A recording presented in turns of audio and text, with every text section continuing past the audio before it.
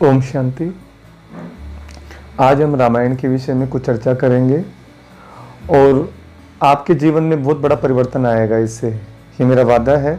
अगर आपने ध्यान देकर सुना, विचार किया, अगर कुछ डाउट कन्फ्यूजन हो तो कमेंट में लिख करके पूछ भी सकते हैं। लेकिन मेरा 100% वादा है, 100% आपके जीवन में लाभ पहुँचेगा अगर आप ध्यान से देखेंगे, सुनेंगे। और रामायण एक इतना बड़ा गहरा आध्यात्मिक ग्रंथ है जिसका हर मनुष्य से, उसके जीवन से ताल्लुक़ है। तो मैं धीरे धीरे बनाऊंगा वीडियोस जो भी हैं और उनमें स्टेप बाय स्टेप समझेंगे उसको, तो आप देखेंगे कि आपके जीवन में जो घटनाएं घट रही हैं वो रामायण में पहले ही दिखाई जा चुकी हैं। और अगर उनको हमने समझा, उनके आध्यात्मिक रहस्य को समझा, तो आपके जीवन में बहुत बड़ा परिवर्तन आने वाला है और आपके घर में सुख शांति और बरकत भी आने वाली। रामायण में आपने देखा होगा, हनुमान जी श्री राम जी के कहने पर सीता की खोज करने के लिए निकलते हैं और कोई हनुमान जी के अलावा उनकी खोज नहीं कर सकता, सीता को कोई ढूंढ नहीं सकता। हनुमान जी पहुंचते हैं वहां पर और हनुमान जी का मतलब है पवित्रता की शक्ति। और सीता जो है, सीता जो अशोक वाटिका के अंदर में है, शोक में डूबी हुई, अशोक वाटिका में शोक में डूबी हुई है। तो वो अशोक वाटिका है ये संसार, जो आज शोक में डूबी हुई सीता। सीता कौन है? सीता है आत्मा। हम सब मनुष्य की आत्माएं, सोल कहो, रूह कहो, वो एक ही बात है।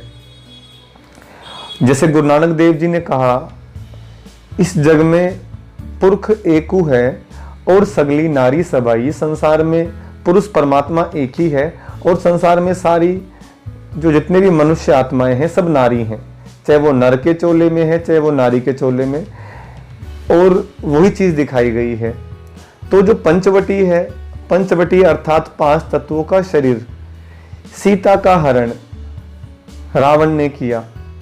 सोने की हिरण की कामना करी सीता ने और रावण ने उसका हरण किया, राम से जुदा हो गई। इसी प्रकार आज संसार की जितनी भी मनुष्य आत्माएं जो दुखी हैं, परेशान हैं, शोक में डूबी हुई हैं, कारण कोई भी हो अलग अलग, लेकिन इच्छाएं मेन कारण है उसके अंदर में। राम से जुदा, राम माने परमात्मा, ईश्वर, जो जग से न्यारा राम, जिसको अल्लाह गॉड फादर, जिसको परमात्मा परमेश्वर कहा जाता है, वो है एक ही। उस राम से जुदा हो गए, इसी कारण दुखी हैं, परेशान हैं, अशोक वाटिका में शोक में डूबे हुए हैं। जबकि इतनी सुख साधन की सुविधाएं हैं आज पूरे विश्व के अंदर में मनुष्य के लिए, लेकिन जो इच्छाएं हैं वो दुख का कारण बनी हुई हैं।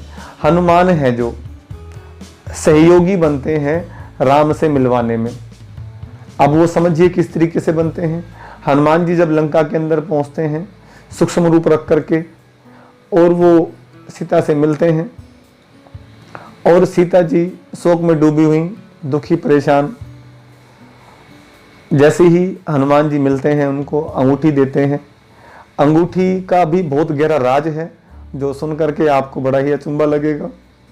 एक एक चीज के अंदर बहुत गहरा राज छुपा हुआ है जो परमात्मा ने अनुभव कराए हैं। मैं वो आपसे, अपने बहन भाइयों से शेयर कर रहा हूँ।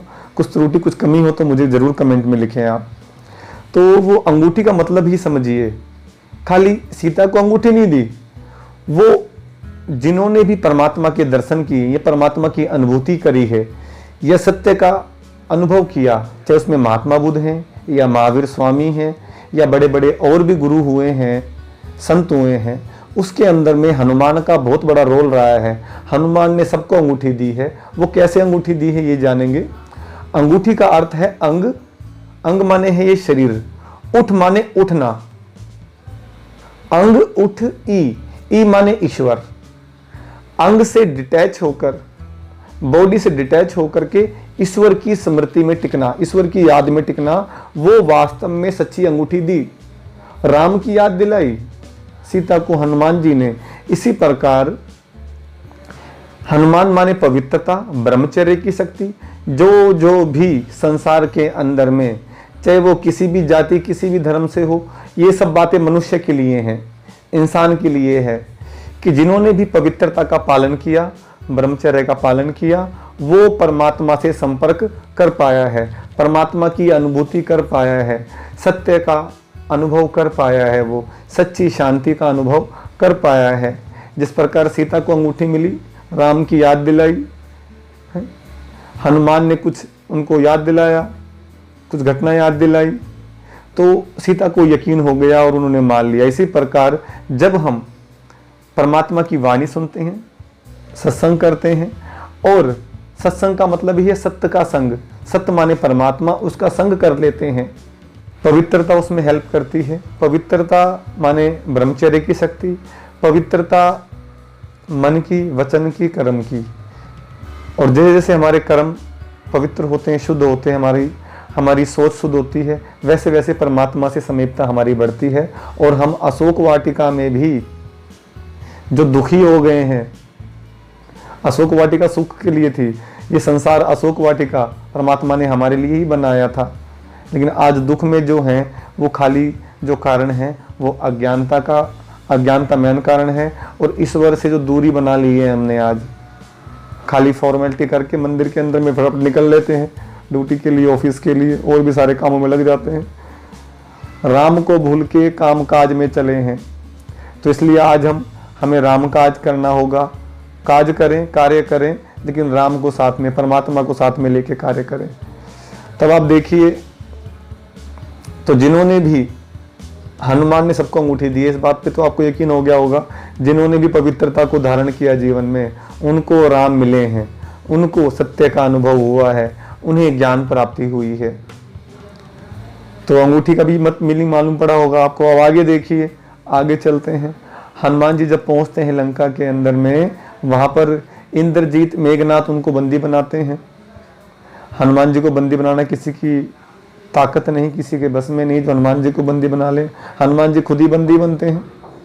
रावण की ताकत का, उसके बल का, उसके अस्त्र शस्त्र का ठिकानों को जानने के लिए, कितनी ताकत है रावण के अंदर में, वो सारी जानने के लिए एक चाल थी हनुमान जी की। वो रावण की लंका के अंदर जैसे पहुंचते हैं, तो रावण का जो दरबार लगा हुआ था, सभा लगी होती है वहां पर, और दीवारों पर आप देखेंगे जो चित्र दिखाए हैं रामायण के अंदर में। पहले तो रामायण लिखी हुई थी टीवी के अंदर, बाद में एक्सप्लेन किया गया है हमें, बाद में उसमें टीवी में दिखाया गया, लेकिन पहले तो लिखा हुआ था। तो रावण ने साधु संतों को, ऋषियों को बंदी बनाया हुआ होता है, कब्जे में किया होता है अपने, और देवी देवताओं को बंदी बनाया हुआ होता है। तो रावण माने है शैतान, रावण माने है विकार, जो आज पूरे संसार पर हावी हैं।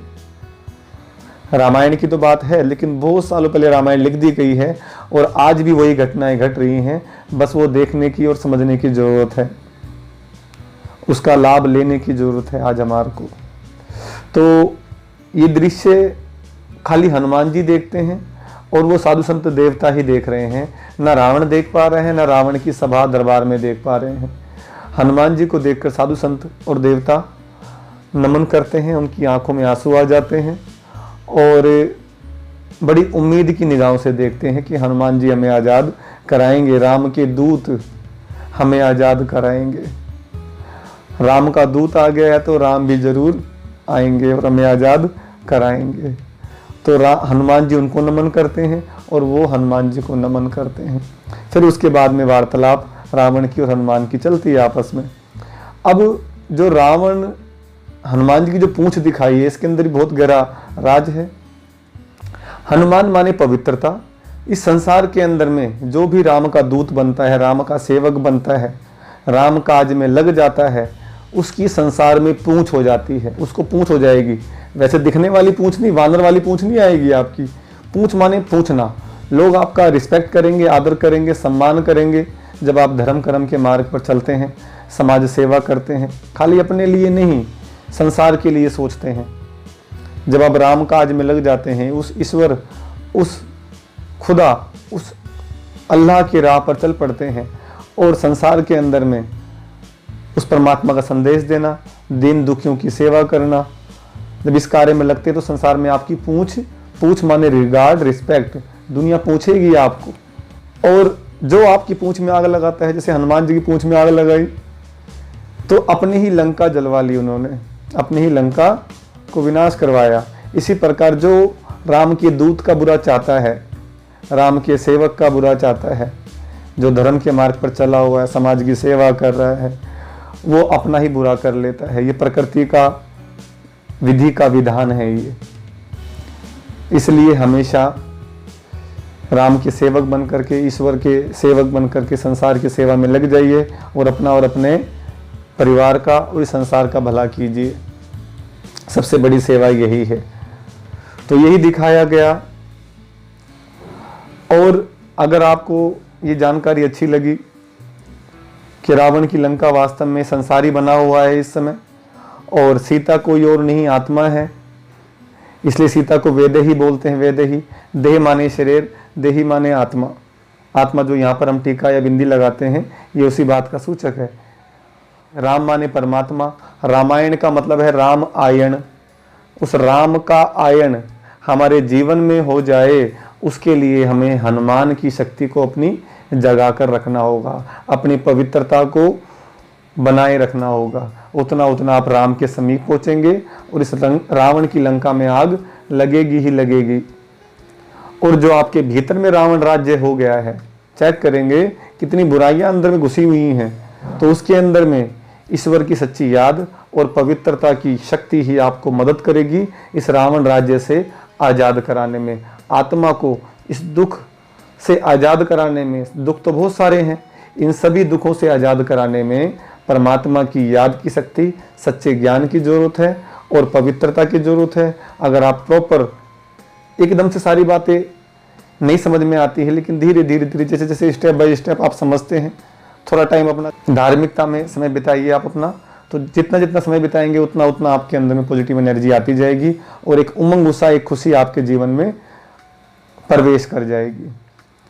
तो बस मैं यही कहना चाहूँगा, और आगे मैं और भी वीडियो बनाऊँगा रामायण को लेकर के। रामायण है या जैसे और भी धर्म ग्रंथ हैं हमारे, उसके जो गहरे रहस्य, जो परमात्मा की कृपा हुई है, परमात्मा ने अनुभव कराए हैं, मैं अपने बहन भाइयों से, अपने फ्रेंड से मैं शेयर करना चाहूँगा।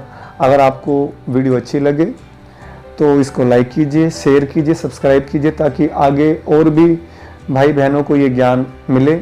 आपके परिवार वाले संबंधी हैं, सब्सक्राइब करेंगे तो आपको जो है इसका नोटिफिकेशन मिलता रहेगा। जो भी मैं नई वीडियो बनाऊंगा वो आपके पास में आती रहेगी। अच्छा, ओम शांति।